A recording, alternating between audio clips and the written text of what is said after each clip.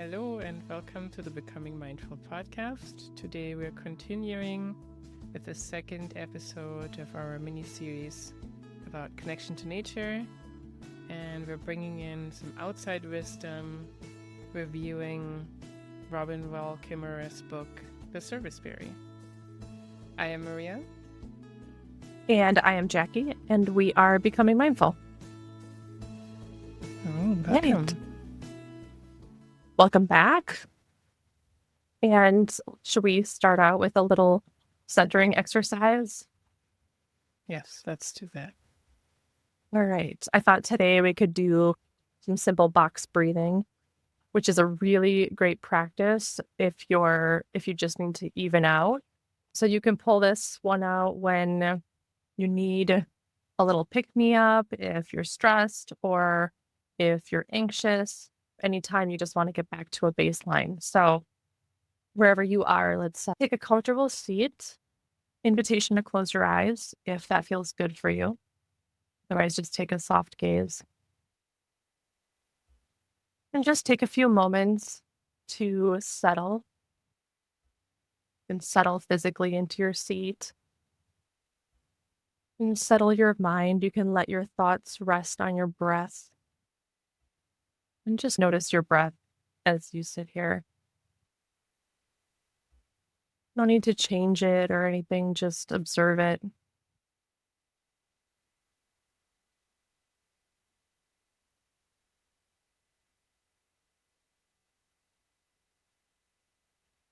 We'll begin some simple 4-count box breath breathing. Very simple, so you can just follow my instructions. So we'll all begin by emptying all of our breath. And now take an inhale for a count of 4. 3, 2, 1. Hold at the top for 4. 3, 2, 1. And exhale for 4. 3, 2, 1. Hold at the bottom for 4. 3, 2, 1. Inhale for 4. 3, 2, 1. Hold for 4. 3, 2, 1. Exhale 4. 3, 2, 1. Hold for 4. 3, 2, 1. Inhale. And hold.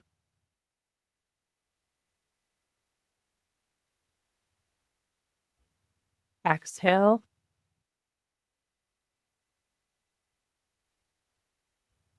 And hold.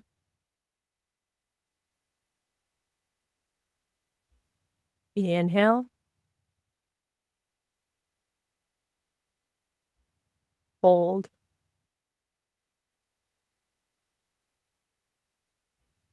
Exhale.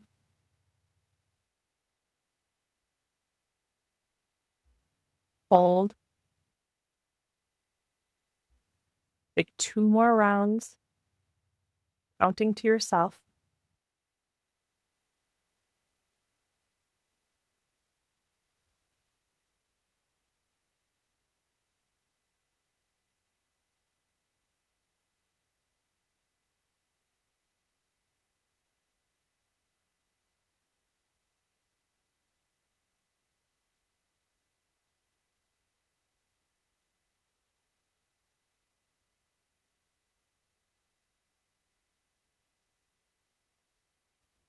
As you finish up and you're done, you can release the breath technique and just sit quietly. Turn to a natural breath.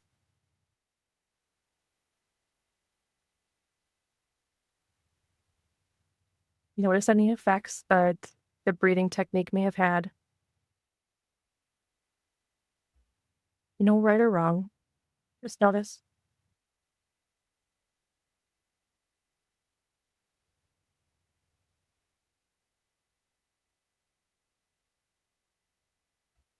You can gently flutter your eyes back open and back. into the moment. Hopefully you feel a little more content, a little more evened out. We can begin this beautiful discussion about another Robin Wall Kimmerer book, Yes. with Serviceberry. Yes, absolutely wonderful book. I'm excited. I think it neatly ties into what we talked about last month. Yeah. Yeah. A reciprocity with nature, which is foundational to so much of that indigenous wisdom. Yeah. Yeah, she ties it very nicely to the title of the book, The Serviceberry, talking about how the serviceberries interact with their environment and the abundance that is created by the earth and sharing that abundance, which is very much basis of indigenous wisdoms. We've talked about this before when we talked about braiding sweetgrass, where she already mentioned the honorable harvest, how humans interact and emulate the same flow of abundance with or interaction with nature because we are part of nature and really living in a sort of gift economy that was pretty much eradicated as well by the colonial forces as it didn't fit into their world view. But it also very much showcases that very connected way of being with nature and understanding the intricacies and cycles of nature in a way that when you come maybe at the time from the Western view, right, from the European view, that they couldn't even really comprehend what kind of technology that actually is, right? How much wisdom is in there. Yeah. It seems so inspirational as someone living in Western society, like something that almost that feels so foreign almost as given what we're used to and how not just how our society is structured, but also like the ideas that we're brought up with and that are normalized to us. It was the law of the land that we're living on for so long, and yet it still feels almost intangible, like a pipe dream. Yeah, she talks about the comparison to the mindset of scarcity on which our society is formed, viewing the land and everything that you grow as a private property as things that can be used, right? It's the indigenous view of having that intimate relationship where everything from earth is a gift and that shapes completely the view how you interact with it. You know, how much you feel responsible for it as well, because a gift is not something that you hoard. I think it's also just the whole definition of wealth, right? In looking at it as how much can be shared, like the flow within the system as the wealth versus the hoarding of a resource. And all that really was permeated into the whole worldview. Even just this idea of and she talks about that in the book too, of the greedy person, right? The rational person that will always act in self interest.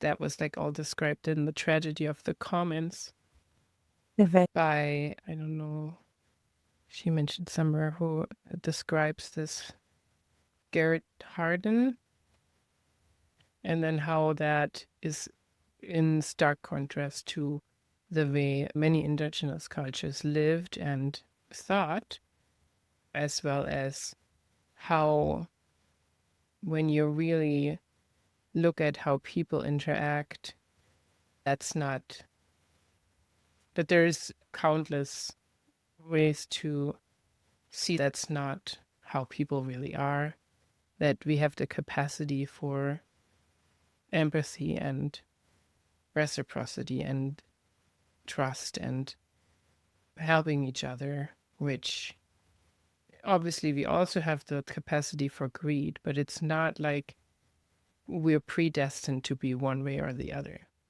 People wouldn't be greedy if there wasn't some kind of reward, like she Yes. said. I say that like Mhm. this system kind of breeds that, but I really loved that she pointed out in the book that these are systems, but the systems are run by real people, by individuals who have the power to continue them or to affect change. And there is a piece of accountability there as well. So when we talk about like greed, um, it might be a product of the system, but it's an individual's responsibility to think about the whole, to have a more holistic viewpoint. Something we teach very regularly, but Exactly. Yeah. So, yeah, as you said, like the system, the way it's built now, or the society supports and promotes that way of thinking. And then in turn, it actually produces this, the person that is like that, right? It's right. a chicken egg kind of thing, right? That like Hmm. we come into these cycles or circles of where it just gets perpetuated. She But it called is it, also easy. Oh, she used the term manufactured scarcity to talk about that because right. we're we're producing the scarcity that perpetuates these It cases it's is not there. right. It's a man-made concept. We came up with that concept, and that's also the reason why we can also abandon that concept if we don't want that anymore. In a way, she also points to how we really already know how to live in a more reciprocal way. We just need to remember and trust and build that trust and foster that and then practice that. She mentioned, for example, that we know this already. She mentions Rebecca Solnit in A Paradise Built in Hell, that it's obvious that when there are disasters or crises, people fall easily back into this gift economy, reciprocal way of being. They help each other and they give to help people. And if, like it said that there, she says, when human survival is threatened, compassionate acts overrule market economies every time. The only thing is, this is something that we can already do. We already know how to do this. And there's also this that we already know that's the right way. Like it's something we crave. A lot of people crave that Yeah. way of being. Like Hmm. we know that's how we really want to be, but we've been conditioned to think that's impossible. So it's really a matter of practicing that feeling and that knowing and that trust in that different way is possible. Yeah.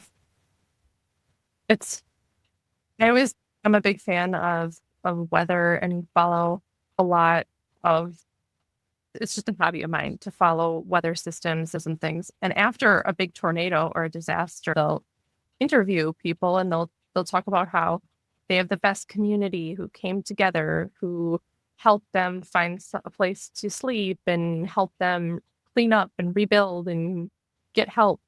And it's funny because everyone talks about it like it's this special community thing that happened in their place, and this in the best, most positive way, but it's not special. It's everyone. That's how people are. People, you're right. Like we naturally want to help when we can and be there for people. And, it's really a natural thing. And when a big disaster happens or we're faced with real tragedy, life and death, that comes back up. That's like our natural state that we just go back into. It's there in all of us. It's so primal.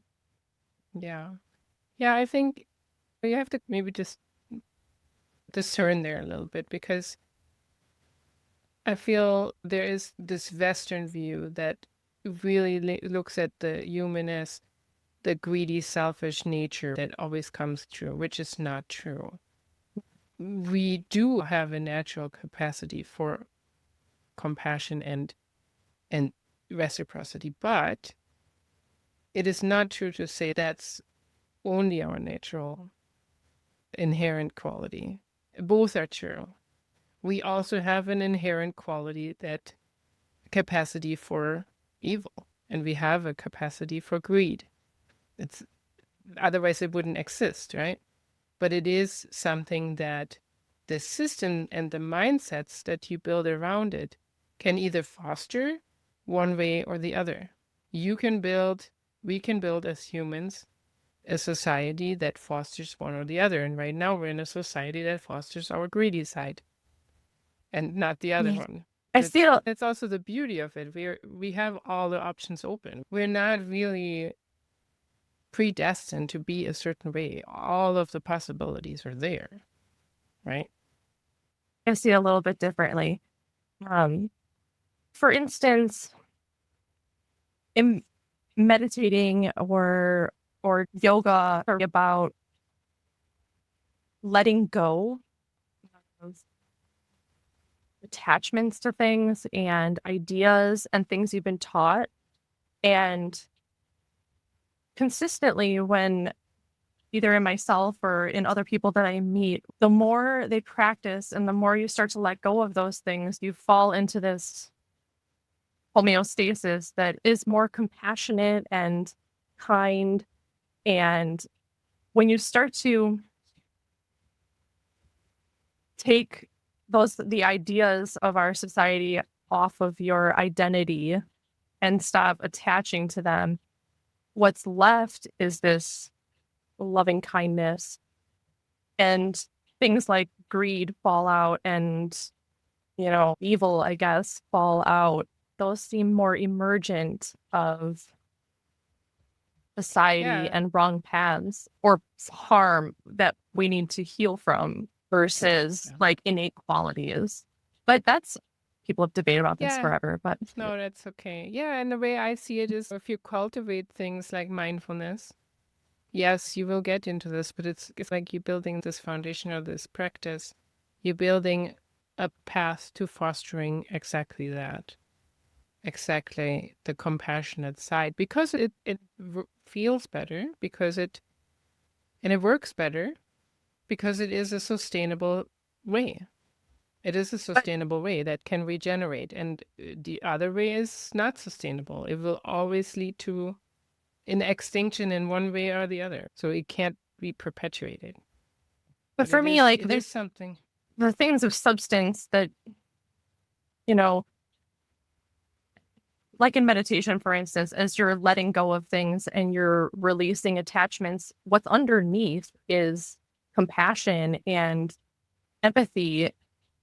It seems to be less about building those skills and rather letting go of anything that's disguising them or covering them up. And as you can release those attachments to those things, those other qualities are revealed.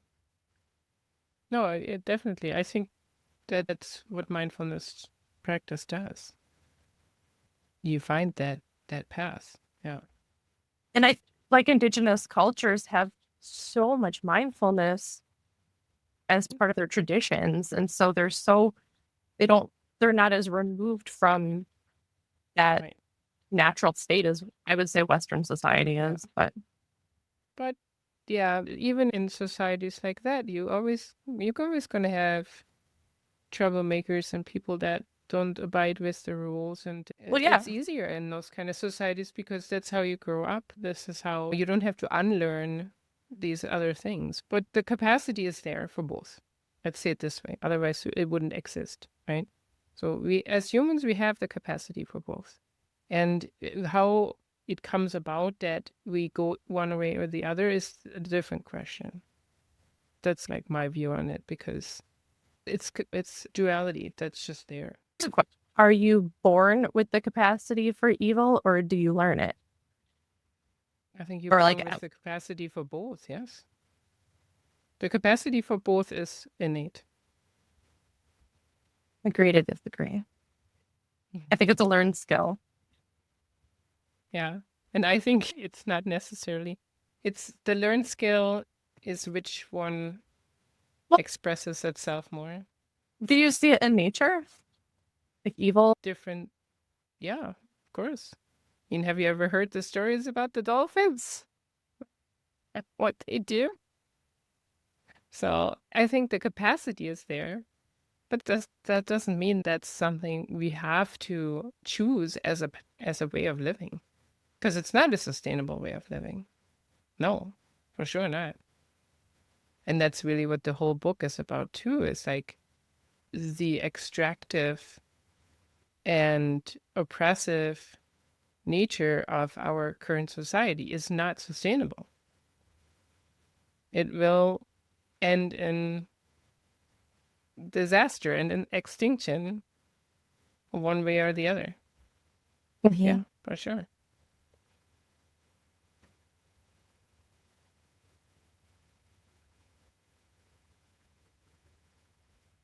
She brings up a lot of examples of gift economies too, that funnily enough, she had to go looking for them, which I thought was a really interesting point because she was looking into this topic and she wasn't innately exposed to so many places where we have gift economies, which makes me feel like we need to bring them out in the open more.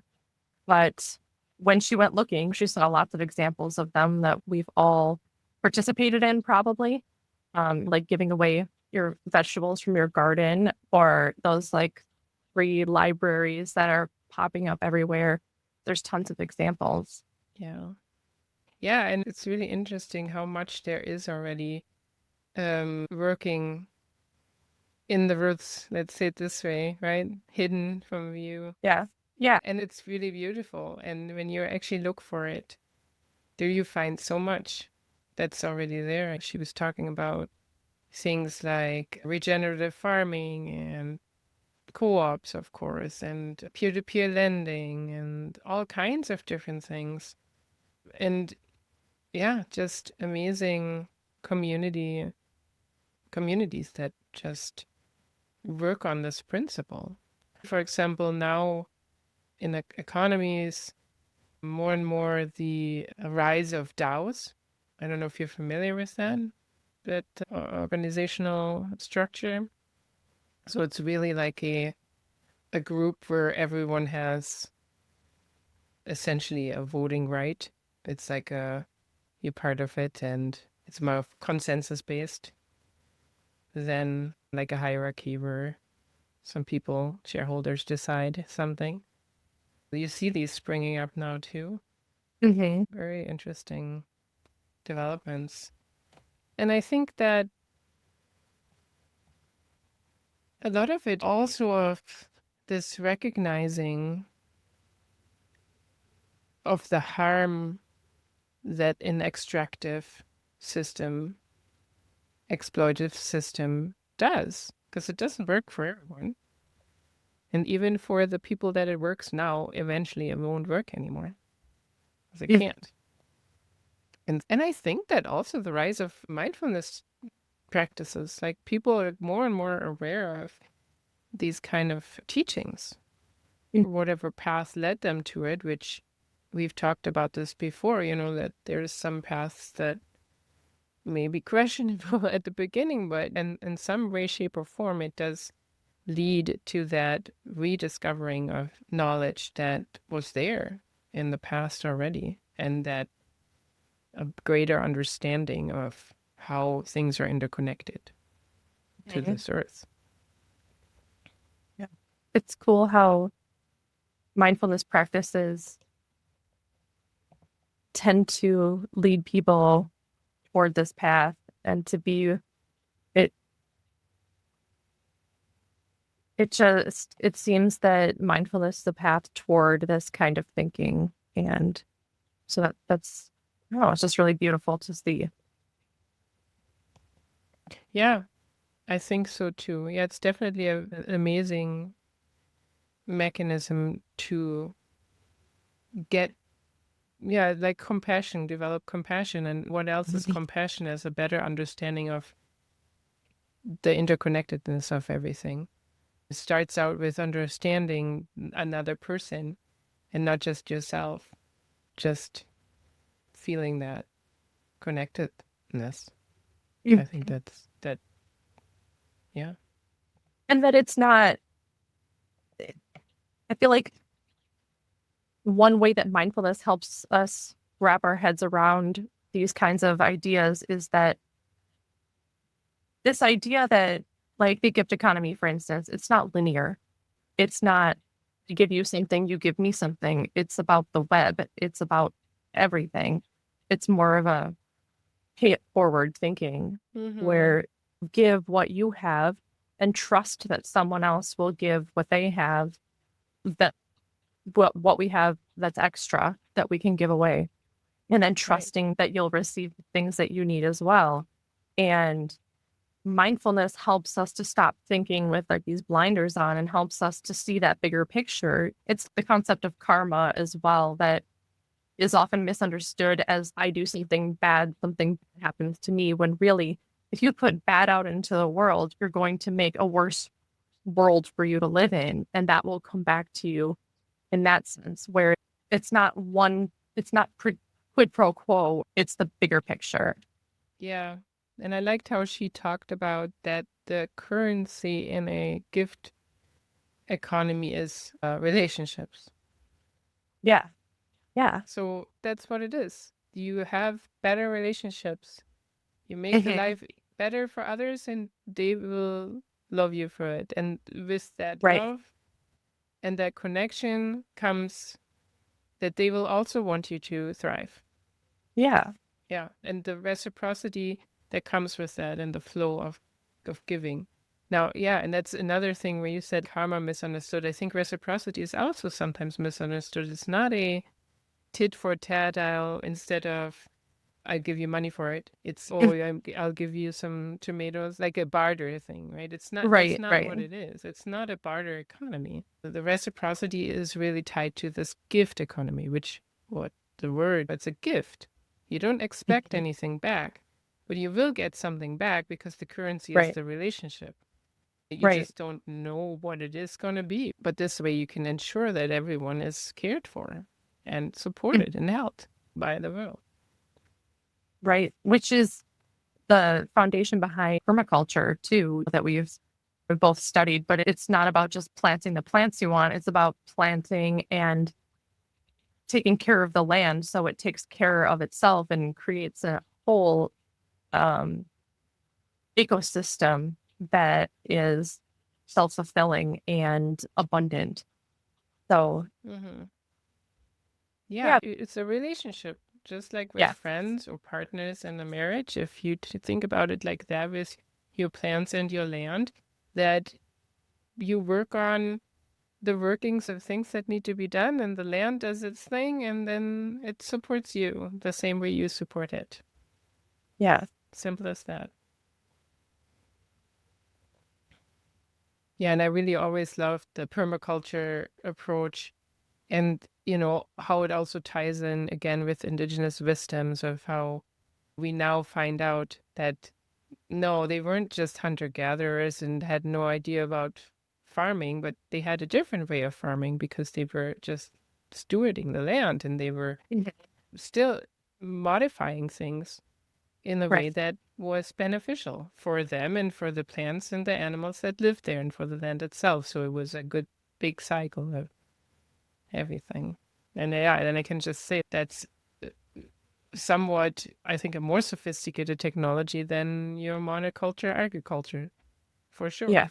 And yeah, and it comes also back to valuing the wisdom that is in the natural cycles, right? That seeing that different intelligence, and she brings that up. We brought that up last episode, and she brings it up in the book as well, of seeing that there is intelligence in everything and not just we humans are the intelligent ones. Where would we be without everything else? Right. Yeah, we can't live without anything else, without everything else. It's just all part of it. Yeah. I really liked, as we said, like how she brought up how there's already all these things, the grassroots initiatives. And she pointed out how wonderful the name for it is, because the roots, the natural workings. And I think that also, yeah, ties in with what we talked about before about solar punk and permaculture and so on, all these, the connection back to Earth, because Earth is what sustains us.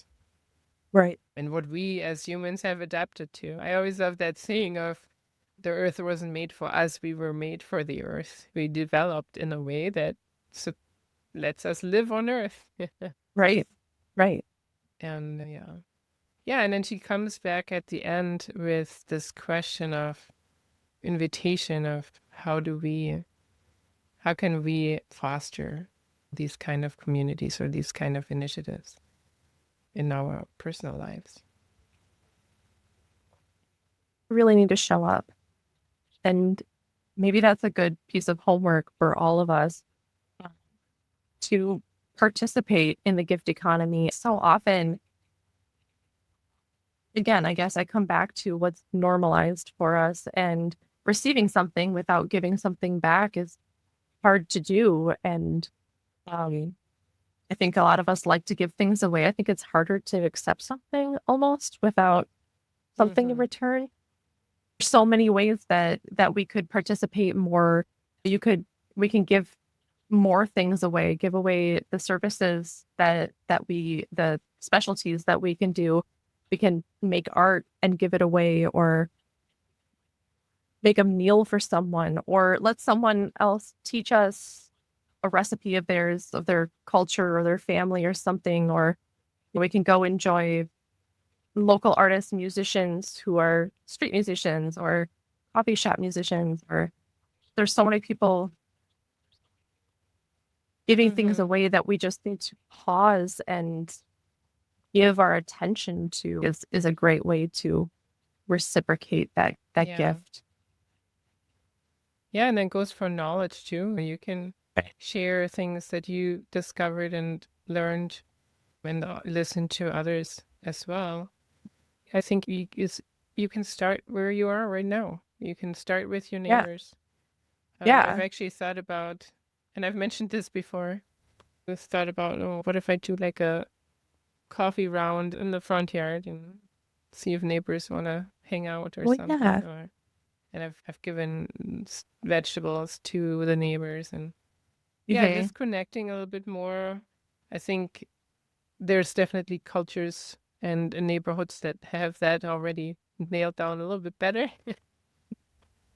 than this very suburban neighborhood I'm in right now. So it's going to be a little bit more of a initial barrier to cross, but it's, Yeah. I don't think that's an issue. Or things like tool sharing or something, like Yeah. offering the snowblower to someone or whatever and say, hey, Yeah. if you need the snowblower, come and let us know. You can have it. Yeah. You can have it. Yeah, which is really funny because in some way the boomers actually had that down better, because they would actually go to their neighbors and talk to them and pour some sugar or whatever. Right. And not expecting Right. sugar. And not expect it was it's total reciprocity, because it's, oh, I can have some sugar. They're not gonna be like next day, hey, you got my sugar. I I thought it was crazy too. Like when you move, like I live in the suburbs right now too. And it's like, there's this whole set of stuff that you need living in the suburbs, like a snowblower or like a shop vac or like all these things that like all these tools, like Lawnmower, ladders and wheelbarrow and a lawnmower. Yeah. And it's like, we really just need one for the whole street, actually, if we just communicated and had relationships. Yeah, you could have a communal tool shed, like a tool Yes. library, or you could say you have a spreadsheet on and have a chat group. If you want to go more technology and be like, hey, we'll have a spreadsheet with who has what, and then we can check it out on the spreadsheet or something. Yeah. There's so many things you can do. Yeah. It just takes practice getting out of your shell, out of that conditioning, and doing that. And I think that's really the hardest part about it.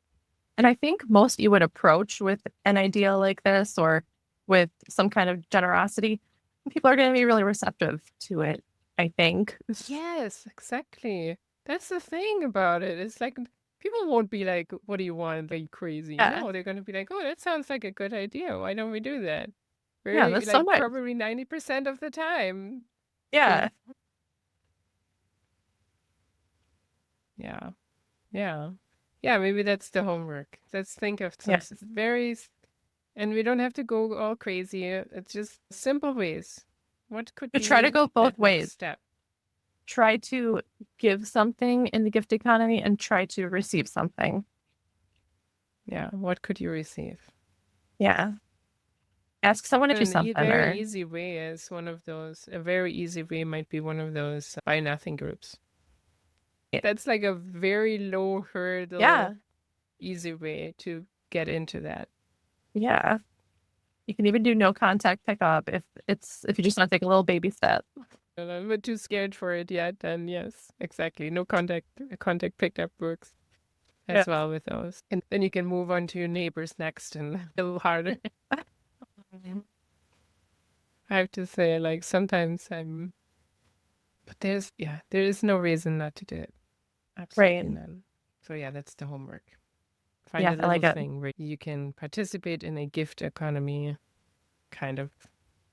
Yeah.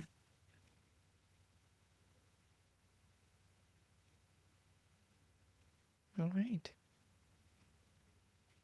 If you haven't read it, pick up Serviceberry by Robin Wall Kimmerer. It's a quick read, and it's a really beautiful book. I think I'll keep this like handy to just grab anytime I need to like reground or something. Yeah.